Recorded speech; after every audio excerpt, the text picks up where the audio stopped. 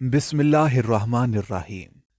मेरी नंद घर आए हर रिश्ते से इनकार कर देती और पूछने पर कहती कि वो किसी भिखारी से शादी करना चाहती है। मेरे सास ससुर बहुत गुस्सा करते, लेकिन जब उसकी उम्र बढ़ने लगी तो मेरे सास ससुर ने मजबूर होकर उसकी शादी एक भिखारी से कर दी। लेकिन शादी के बाद वो जब भी घर पर आती तो ठाठ बाट ही और होते। ब्रांडेड पर्स में पैसे भर कर लाती और सास ससुर को ढेर सारे पैसे देती। मुझे अपनी नंद बहुत मशकूक लगने लगी थी। तो एक दिन अचानक नंद के घर चली गई, लेकिन वहां का मंजर देखकर दिमाग घूम गया, क्योंकि मेरी नंद तो बहुत सारे आज मेरी नंद को देखने के लिए लोग आ रहे थे। इस वजह से मैं बहुत ज्यादा मसरूफ थी और सारा दिन बावर्ची खाने में तरह तरह के पकवान बनाती रही। रात को वो लोग आए और मेरी नंद को पसंद कर गए, मगर मेरी नंद ने रिश्ते से इनकार कर दिया था। मेरे सास ससुर और शौहर सब बहुत हैरान थे कि उसने आखिर ऐसा क्यों किया। लड़का पढ़ा लिखा था, अच्छा कमाता था, अच्छे इखलाक और किरदार का मालिक था, खानदान भी अच्छा था, फिर उसने ऐसा आखिर क्यों किया। ऐसा अगर पहली बार होता तो शायद सब लोग मजीद परेशान होते, लेकिन ऐसा वो पिछले 1 साल से कर रही थी। हर आने वाले रिश्ते से इनकार कर देती, कोई भी लड़का उसे पसंद ही ना आता था। मेरी शादी को 1.5 साल बीत चुका था और जब से मैं यहाँ आई थी मैंने अपनी नंद के रिश्ते आते देखे थे। हफ्ते में या महीने में एक आधा रिश्ता तो लाजमी आ जाता था। एक से बढ़कर एक लड़कों के रिश्ते आए थे, मगर मेरी नंद लड़के में से कोई ना कोई खराबी निकालकर रिश्ते से इनकार कर देती। पहले तो सब लोग उसकी बात मानते रहते थे, मगर फिर मेरी सास और ससुर को उसकी फिक्र होने लगी कि यूं तो छोटी मोटी कमी हर इंसान में ही होती है और उन खामियों की बिना पर रिश्ते से इनकार नहीं किया जा सकता। मेरे ससुर ने मेरी सास से कहा वो मेरी नंद को समझाए, और फिर मेरी सास ने ऐसा ही किया और मेरी नंद को बहुत समझाया कि बेटा, तुम्हारी उम्र गुजरती जा रही है, तुम कब शादी करोगी। मगर मेरी नंद किसी को सुनती ही न थी। अब तो उसने बगैर किसी वजह के रिश्ते से इनकार शुरू कर दिया था। रिश्ता आया ना होता था, वो पहले ही सुना देती कि मैं शादी ना करूंगी। ये सब बहुत हैरान कुन था कि एक जवान लड़की रिश्ते से इनकार किए जा रही थी। वक्त गुजरता जा रहा था, लोग तरह तरह की बातें बनाते थे कि जरूर लड़की में कोई खोट होगा जिसकी वजह से उसकी शादी नहीं हो रही। मेरा ससुराल थोड़ा मॉडर्न था, अगर ये लोग तंग नजर होते तो कब का मेरी नंद की जबरदस्ती शादी कर चुके होते। अपनी नंद का यह रवैया मेरी समझ से बाहर था। इतने अच्छे रिश्ते आखिर वो क्यों ठुकरा रही थी। मुझे लगा कि मुझे अपनी नंद पर नजर रखनी चाहिए, क्योंकि इस उम्र में लड़कियां अक्सर लड़कों से दिल लगा लेती हैं और शादी और ना जाने क्या क्या गुलछड़े उड़ा लेती हैं। और लड़के भी लड़कियों से वादे कर लेते हैं और अपनी हवस पूरी करके छोड़ देते हैं। मैं अपनी नंद को किसी लड़के की ऐसी ख्वाहिशात की बलि चढ़ते नहीं देखना चाहती थी, इसलिए मैंने अपनी नंद पर नजर रखना शुरू कर दी। मेरा शक उस रोज उस पर शुरू हुआ था जब एक दिन मैं बैतुल खला जाने के लिए उठी तो मेरी नंद के कमरे की लाइट जल रही थी।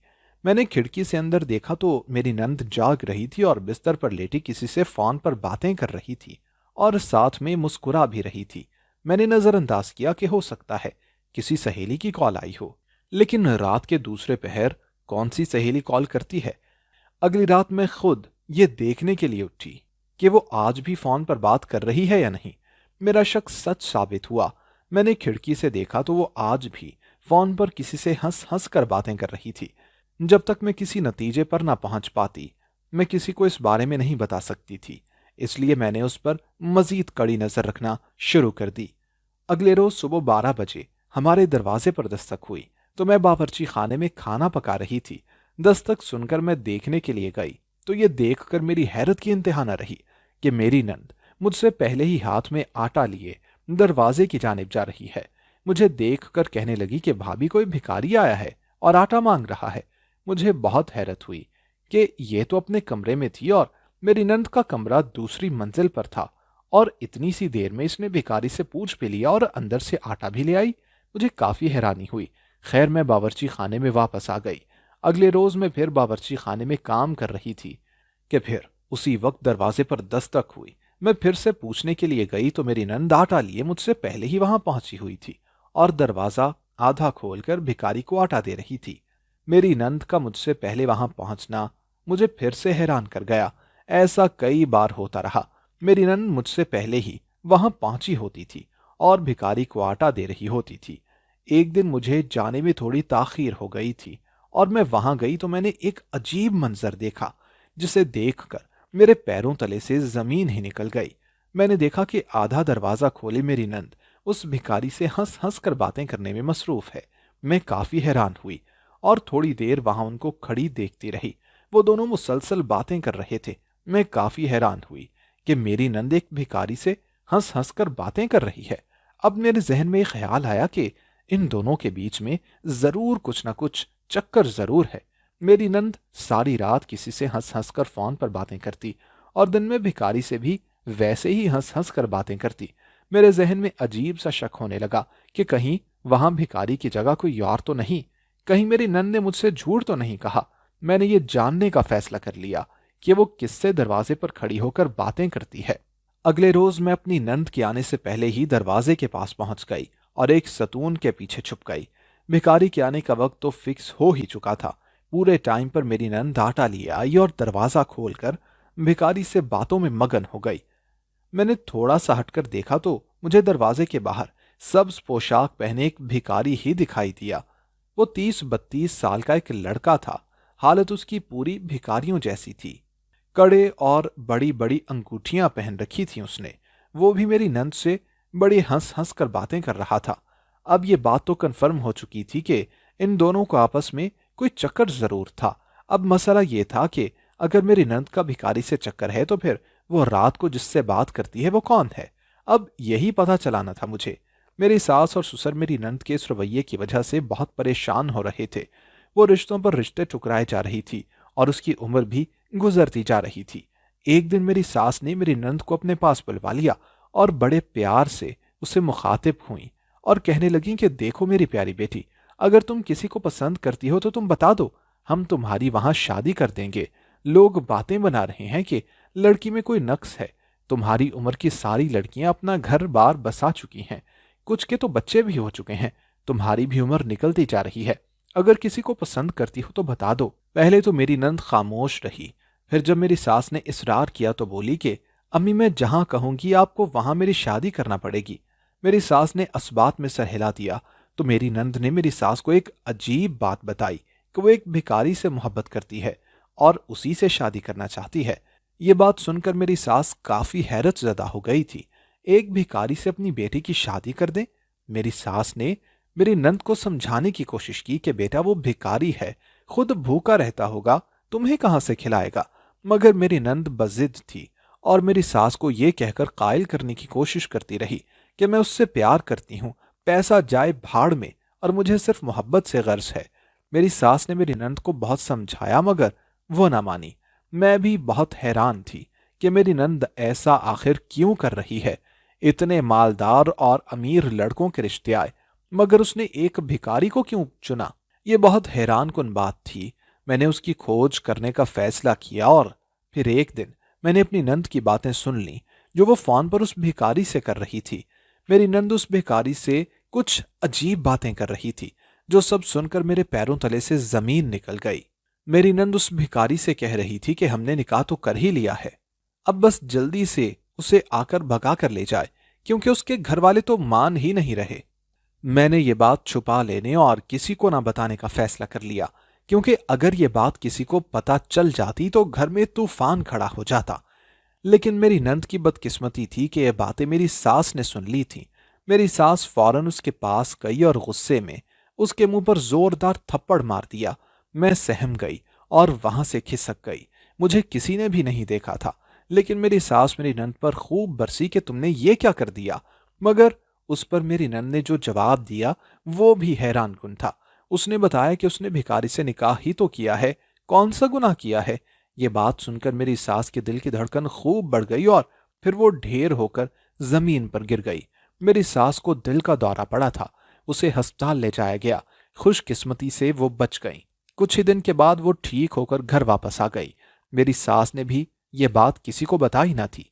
कुछ दिन के बाद मेरी सास मेरी नंद को लेकर एक डॉक्टर के पास चली गई क्योंकि उसकी तबीयत कुछ दिन से थोड़ी खराब रहने लगी थी। डॉक्टर ने उसका मुआयना किया और पता चला कि वो मां बनने वाली थी। अब वापसी का कोई रास्ता नहीं था। मेरी सास को अपनी बेटी की बात मानना ही पड़ी थी। लेकिन अगली मुश्किल थी मेरे शौहर और मेरे ससुर को मनाना। मेरे ससुर बेचारे पहले से दिल के मरीज थे और उनको ये बात बताना किसी तौर पर ठीक ना था, लेकिन शादी करने के लिए उनको मनाना भी जरूरी था। मेरी सास ने पहले मेरे शौहर से बात की और कहा कि मेरी नंद किसी को पसंद करती है। मेरा शौहर तो खुश हो गया कि आखिरकार उसकी बहन ने अपनी शादी के बारे में फैसला कर ही लिया। लेकिन जब मेरी सास ने बताया कि वो एक भिखारी से शादी करना चाहती है, तो मेरा शौहर आग बगोला हो गया। अपनी बहन की भिखारी से शादी आखिर कौन करता है? यही रद्द-ए-अमल मेरे ससुर का भी था। लेकिन मेरी सास डटी रही और फिर मेरी सास ने एक बहुत बड़ी कुर्बानी दी। माएं अपने बच्चों के लिए ऐसी कुर्बानियां दे ही देती हैं। मेरी सास ने दिल के दौरे का एक बहाना किया। मेरी सास जब मेरे शौहर और ससुर को मना रही थी, तब एकदम गिर गई। उसे होश आया तो उसने अपनी बात मनवाने की पेशकश की और आखिर मेरा शौहर और ससुर मान गए। ससुर ने कहा कि उससे तो बरादरी में उनकी नाक कट जाएगी, लेकिन एक तरह से ये शादी की जा सकती है कि अगर हम खामोशी से निकाह कर दें और किसी को भी दावत ना दी जाए। और फिर ऐसा ही करने का फैसला किया गया। मेरी नंद तो बहुत खुश थी। आखिरकार उसकी शादी उस भिखारी से होने वाली थी। दिन गुजरते गए और आखिर वो दिन आ गया कि जब उन दोनों का निकाह हुआ था। मेरे ससुर ने कहा कि तुम दोनों शादी के बाद हमारे घर रह सकते हो, इस तरह हम बिरादरी में मुंह दिखाने के काबिल रहेंगे। मगर वो भिखारी ना माना और मेरी नंद को लेकर चला गया। उन्होंने ये भी कहा था कि हमारे पीछे मत आना, हमारा बाप से कोई ताल्लुक नहीं है। ये सब उस भिखारी ने मेरे ससुर की इस बात पर गुस्सा होकर कहा था। आपकी बेटी कभी कभी आपसे मिलने आ जाया करेगी, मगर हमारे पीछे किसी ने आने की कोशिश की तो अंजाम बहुत बुरा होगा। सब परेशान थे कि इतनी रात को वो मेरी नंद को लेकर कहाँ चला गया होगा, किसी झुग्गी में। मेरा शौहर अपनी बाइक पर उनके पीछे चला गया और उनका पीछा करते हुए वहां पहुंच ही गया। लेकिन उस भिखारी का घर देखकर मेरा शौहर बहुत हैरान रह गया। वापस आकर मेरे शौहर ने जो बात बताई, उसका यकीन हम में से किसी को भी ना आया। मेरे शौहर ने बताया कि उस भिखारी का घर तो महल नुमा कोठी है। हम सब बहुत हैरान थे। शादी के कुछ दिन बाद मेरी नंद हमसे मिलने के लिए आई तो वो बहुत खूबसूरत ब्रांडेड लिबास पहने हुए थी। उसने ब्रांडेड पर्स भी पकड़ रखा था और खूबसूरत सोने के जेवरात भी पहन रखे थे। ये सब देखकर मैं बहुत हैरान हुई थी। मेरे ससुर और शौहर घर पर न थे। मेरी सास पहले तो अपनी बेटी से नाराज रही, मगर फिर पता नहीं मेरी नंद ने अपनी माँ को क्या बताया कि सास उसका माथा चूमने लग गई। मैं बहुत हैरान थी, बहुत ज्यादा। एक भिखारी की बीवी इतना सब कहाँ से ला सकती थी और भिखारी के पास कोठी कहाँ से आ गई। फिर मेरी नंद ने थोड़ा सोना मेरी सास को दिया और शाम होने से पहले घर चली गई। मेरी नंद हफ्ते में एक बार आती और अपनी माँ से मिलकर चली जाती और अपने भाई और बाप के आने से पहले घर चली जाती। वो जब भी आती खूबसूरत लिबास पहन कर आती, नए से नया सूट, और ऐसा सूट जो अमीर कबीर लोग ही पहनते हैं, और खूबसूरत ब्रांडेड पर्स पहन कर आती। इतने इतने भारी सोने के हार भी पहन कर आती। मुझे दिल ही दिल में उससे जलन भी होती और हैरत भी। मेरा तो दिल करता कि जाकर देखूं कि उस भिखारी के हाथ ऐसा क्या खजाना लग गया है। बस फिर क्या, मैंने अपनी नंद के घर जाने का फैसला कर लिया। लेकिन हमें तो वहां जाने की इजाजत ही ना थी। मैं भी किसी से कम थी क्या? मैंने एक शानदार मंसूबा बनाया। एक दिन मेरी नंद हमारे घर आई और शाम को जब वापस जाने लगी तो मैं भी इबाया पहनकर तैयार हो गई। मेरी सास ने मुझसे पूछा कि कहाँ जा रही हो, तो मैंने बताया कि मेरी सहेली की बेटी की सालगिरह है, वहां जा रही हूं। मैं अपनी नंद के पीछे पीछे घर से निकली और फिर उसके पीछे पीछे चलने लगी और आखिर में उसके घर पहुंच ही गई। ये तो सच में एक आलीशान कोठी थी। इतनी खूबसूरत कोठी एक भिखारी के पास कैसे हो सकती थी? मुझे दाल में कुछ काला महसूस हुआ था। कीमती कपड़े, जेवरात और ये आलीशान घर, एक भिखारी ये सब नहीं कर सकता।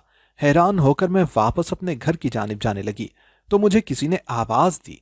मैं हैरान थी कि यहां मुझे किसने पुकारा, और वो भी मेरे नाम से। मैंने पीछे मुड़कर देखा तो एक बहुत ही कमजोर और लाचार लड़की वहां पर खड़ी थी। मैं उसकी तरफ बढ़ी और उससे पूछा कि वो कौन है और मुझे कैसे जानती है। वो मुस्कुराई और बोली कि मैं आपको जानती हूं, मगर आप मुझे नहीं जानती। मैंने पूछा कि कौन हो, तो कहने लगी कि यहां खड़े होकर बात करना मुनासिब नहीं है। दूसरी गली में मेरा घर है, वहां जाकर बात करते हैं। मैं उसके साथ उसके घर चली गई तो उसने मुझे पानी पिलाया और फिर मेरे पास बैठ गई। मैंने पूछा कि तुम मुझे कैसे जानती हो, तो वो कहने लगी कि आप सोफिया की भाभी हो ना। मैं तो हैरान थी कि ये मेरी नंद को जानती है। मुझे हैरान देखकर वो बोली कि आप हैरान मत हो, मैं काफी देर से आप लोगों को तलाश करना चाहती थी, लेकिन आप लोग मुझे मिल नहीं रहे थे। फिर आप लोगों को खोजती हुई मैं आपके घर जा पहुंची, लेकिन मैं लौट आई। आज आपको यहां देखकर सोचा कि वो बात आपसे कह दूं जो मैं काफी दिन से कहना चाह रही थी। मैंने हैरत से कहा कि तुम क्या कहना चाहती हो? तो वो बोली कि मैं आपकी नंद के बारे में आपसे बात करना चाहती हूँ। मैंने पूछा कि क्या बात करना चाहती हो? तो उसने कहा कि जिस भिखारी से आपकी नंद की शादी हुई है वो अच्छा आदमी नहीं है। भला आप खुद बताओ, एक भिखारी इतना अमीर आखिर कैसे हो सकता है? मैंने पूछा कि खुलकर बात करो कि आखिर मसला क्या है। तो उसने मुझे जो बात बताई वो सुनकर मेरे पैरों तले से जमीन निकल गई थी। मुझे उसकी बात पर यकीन तो आ गया था, लेकिन मैंने उससे कोई प्रूफ, कोई सबूत मांगा तो उसके पास ऐसा कुछ ना था। किसी आम सी लड़की की इस बात पर यकीन करना काफी मुश्किल था। फिर जब मैंने पूछा कि वो ये सब कैसे जानती है, तो उसने कोई जवाब न दिया और रोने लग गई। मैंने उसे वहां छोड़ा और अपने घर आ गई। घर आकर मैं बहुत परेशान हो गई थी कि कहीं उस लड़की की बातें सच तो नहीं। अगर वो भिखारी ऐसा करता है तो ये बहुत बड़ा जुर्म है। मुझे समझ नहीं आ रहा था कि क्या करूं। सास या ससुर को बताती तो बेचारे और सदमे में चले जाते। अब तो दोनों दिल के मरीज बन चुके थे। मैं इस सब का खुलासा करना चाहती थी और इसके लिए पहले ये जानना जरूरी था कि वो सच में वैसा है या नहीं। एक दिन मेरी नंद हमारे घर आई हुई थी और उसने बताया कि उसका शौहर दूसरे शहर भीख मांगने किसी दरबार पर गया हुआ है। मैंने अपनी नंद की खुशामद शुरू कर दी और उसे कहा कि मुझे अपना घर दिखाओ। पहले तो वो ना मानी, मगर फिर उसने एक शर्त रखी कि मैं तुम्हें अपना घर जरूर दिखाऊंगी, मगर तुम उसका जिक्र किसी से ना करोगी। मैं मान गई।